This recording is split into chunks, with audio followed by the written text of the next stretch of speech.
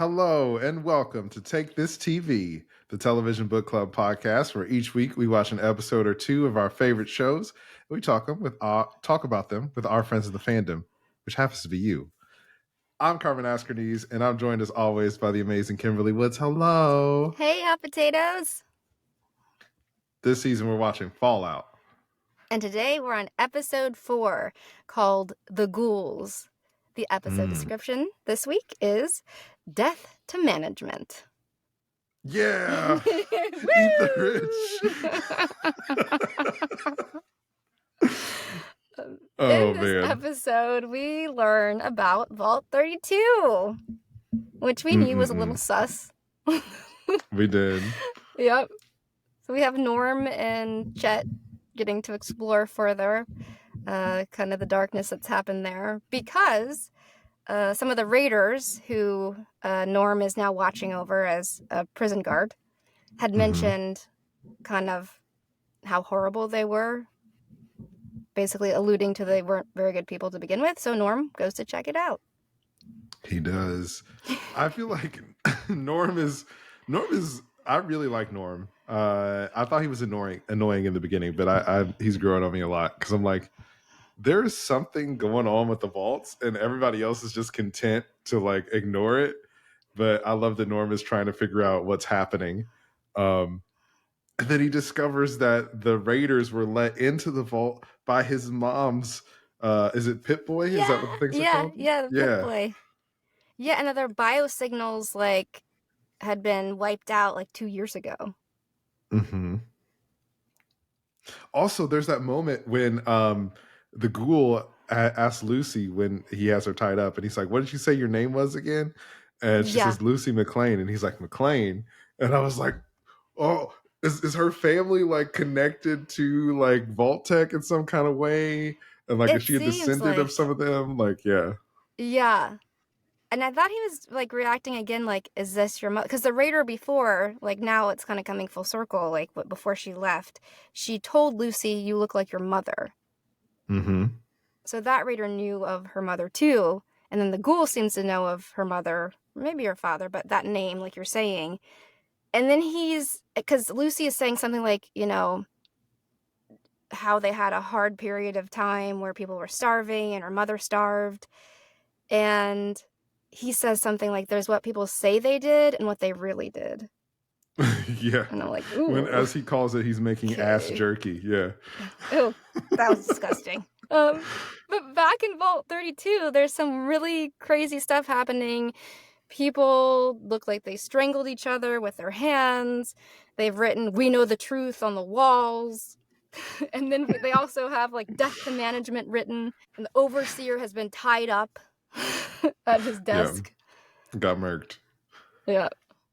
And we know, like, from the games, like, usually some of the vaults are associated with different social experiments. So it's like, okay, is this a social experiment that went wrong? What's the deal here? What did they find out?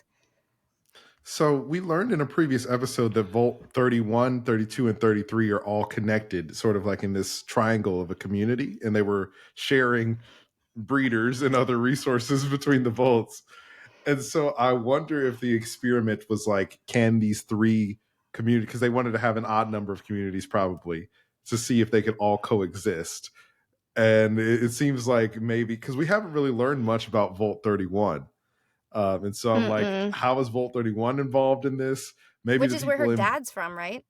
Yeah. Lucy's dad is from Vault 31. Well, he says he is, but we don't know. We don't know. That's what people say and what they actually did. So I don't know. Like, maybe the people in Vault 32 found out the truth about what the Vault experiment was, or maybe they found out the truth that the surface world was inhabited by folks who were suffering or something. I don't know. We'll see. I'm excited to learn more because I love these little like mysteries and lore in the games. Yes. I love the mystery too. I'm always like, of all these wild theories, just like writing stuff down as I'm watching it. Get my little Sherlock on, like, oh, this is it. We also get introduced to Roger. We do. Who is unfortunately turning when we meet him. Yes. And we see our Ghoul do a kind of merciful thing where he puts him out of his misery. He has him reflect on a nice memory and then kills him before he can turn. So that was kind of sweet. It was, but it makes me think about like what I learned about when they slaughter cattle and stuff, and it's like if the cows are happy, then the meat is better or something like that. Ew. I mean, Okay, this so is you're what saying I it's like heard. I don't purely know. selfish reasons. For that sweet, sweet jerky. Because the Ghoul's like sometimes a fella's got to eat a fella, which I didn't know he was Yeah. gonna eat him, but That was. I couldn't watch that. I think we were also eating ourselves, and I was like, I can't eat right skip, yeah. now while this is happening. Let me just like look down during this section. Um, I love the golden rule coming back into effect here in this episode. There's a moment where Lucy drinks from the radiated bucket of water, which he later calls like animal piss or something, because the Ghoul won't give her a drink of his. And she like bites his finger, and Bites it then off. he bites it off, and then he in turn bites hers off. Do unto others as you would have them do unto you. And he's like, that's the closest thing to an honest exchange we've had yet. Man, when she bit his finger off, and he's like, "There's that little killer." I was like, "Oh no, Lucy's turning." Yeah. But I think she still kind of stays true to her beliefs. Yeah. Even though she's struggling to survive in the wasteland. I think her encounter with the super duper Mart really changes her.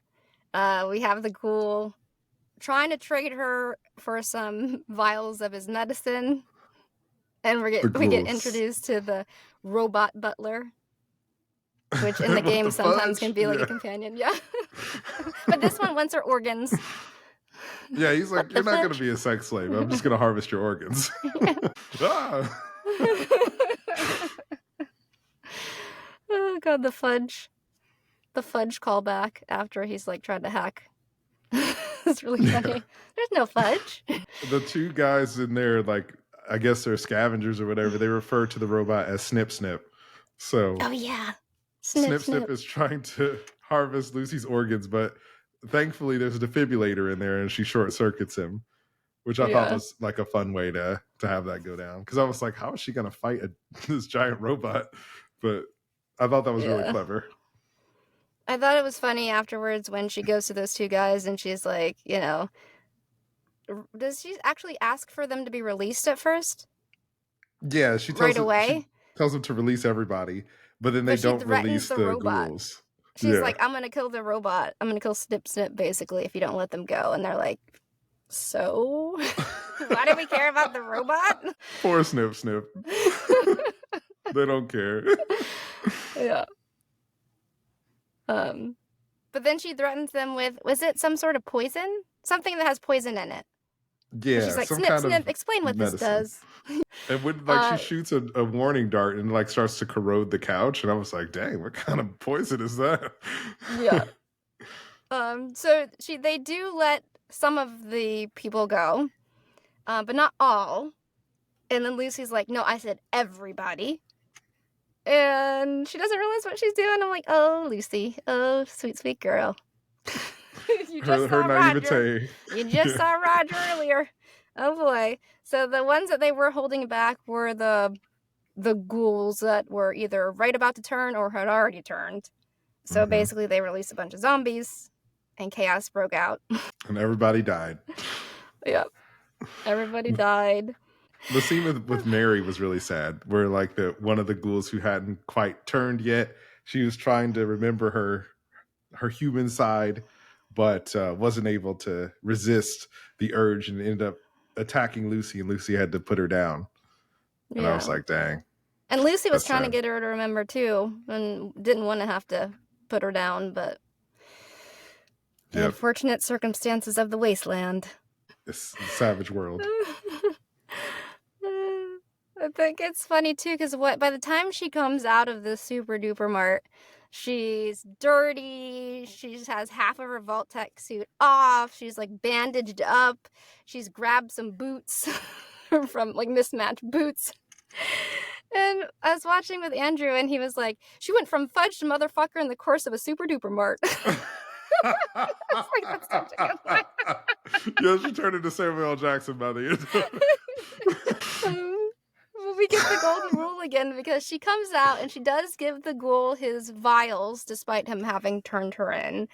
And cut she her says, finger off. Yeah, cutting her finger off. And she's like, I may end up looking like you, but I will never be you. Golden rule, motherfucker. Hell yeah. I just loved it so much. I was like, that's such a good line. It was good. I love the like music, the heroic music swelling as she's walking away. Yeah, I was like, that's awesome. I also love the like symbolism of like Ash. She's kind of shedding her Vault-Tec suit, and it's like she's kind of shedding some of her ideals so that she can survive, but she's not giving up who she is. And yeah, I thought that was really cool. This show has been so great, and the characters are a lot of fun. Yeah, we didn't get to see Maximus this episode. Oh, we didn't. No. I wonder what he's up to. Because I was really curious after last episode, because when they got the head, I was like, is he going to be welcomed back? Because he's going to have to get out of the suit, and they're going to realize that he's not Titus. So yeah. And I had this brief thought, too, when she was, like, walking the wasteland with one boot. I was like, did Maximus grab her boot? And is it going to be, like, a Cinderella moment where he, like, brings her boot back? Like, it fits. Oh, man. Who's the one Greek character... and it's like, oh, he's gonna like save everybody or whatever, and because he has one shoe, and oh geez, I'm like misremembering this fable, but I think it was I keep wanting to say Jason and the Argonauts. I don't think that's the story though. It's anyway, if you know what I'm talking about, let us know in the comments. The Greek character, and it's like, oh, this person is going to like they're gonna like rule the kingdom or like save the kingdom or something like that. And so the king, because of this prophecy, is trying to like prevent this person from coming about, but then the person shows up and they have one shoe just like the prophecy foretold, and it's like, oh, this person's gonna be the savior or whatever. And so I always love when stories have like a character like this and they go to a new world and like, oh, they lose their shoe, and it's like, I feel like it's like a little subtle way to be like, our hero is kind of like, you know, they're lost and they're finding their way in this new world, but they're eventually going to get their wits about them and save the day. So I think Lucy is starting to come into herself as a hero. Yeah, I love her so much. I'm really, really enjoying it. Yeah. We get to see the ghoul see himself in his old movies again. Once he goes into the super duper Mart and is blessed with all those vials and delicious stores they have, and he's just like digging into all that stuff, doing all the drugs, drinking all the alcohol, pouring it into his hat. I'm like, wait, why are you taking it out of the box? Yeah, it's like it's literally in a box. Just take the box. Yeah, what's happening? But he sees himself, and I was wondering, like, do you think that perhaps Lucy will kind of remind him of who he was more? Oh, 100%. And I also think that like because we saw him do that scene previously, he told the director he felt like his character was a hero and wouldn't shoot that guy. But in the version of the tape that we see is like the complete version of the film, where the scene plays out like the director wanted, where he shoots the guy who's begging for mercy. And so I feel like him seeing Lucy show him mercy and help him reminds him of who he used to be, and then him watching that scene as the director wanted it to be is kind of like seeing what he turned into today. And so I feel like this is going to be a pivotal moment for him, and probably he'll start to come around and help Lucy. So yeah, I'm excited. I love it so much. We also see, is it Cousin Chet? Is that the cousin's name? Yeah. Oh gosh. Yeah. Chet. Cousin Chet.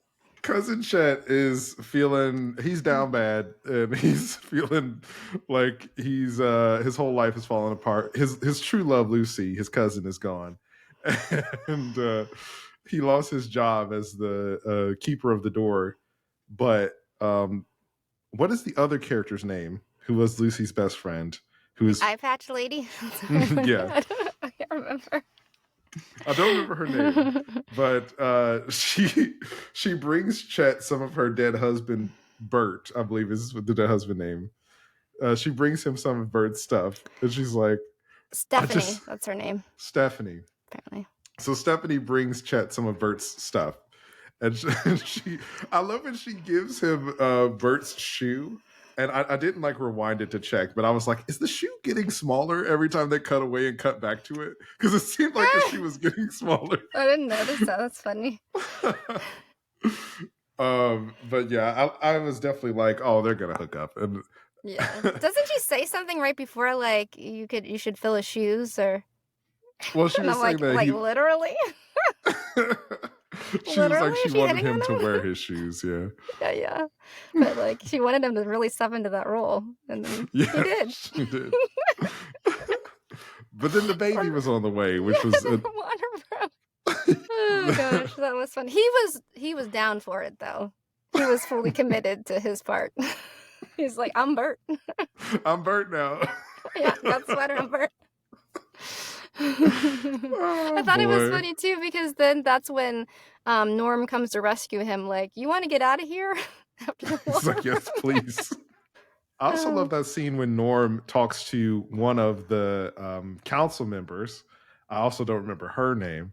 Um, but I love the conversation that they have. And she warns Norm that, like, he's really intelligent, he's really clever, and it can be dangerous if he doesn't know how to deal with and properly handle his anger, and saying things like they should all kill the bandits will influence people because his name carries a lot of weight.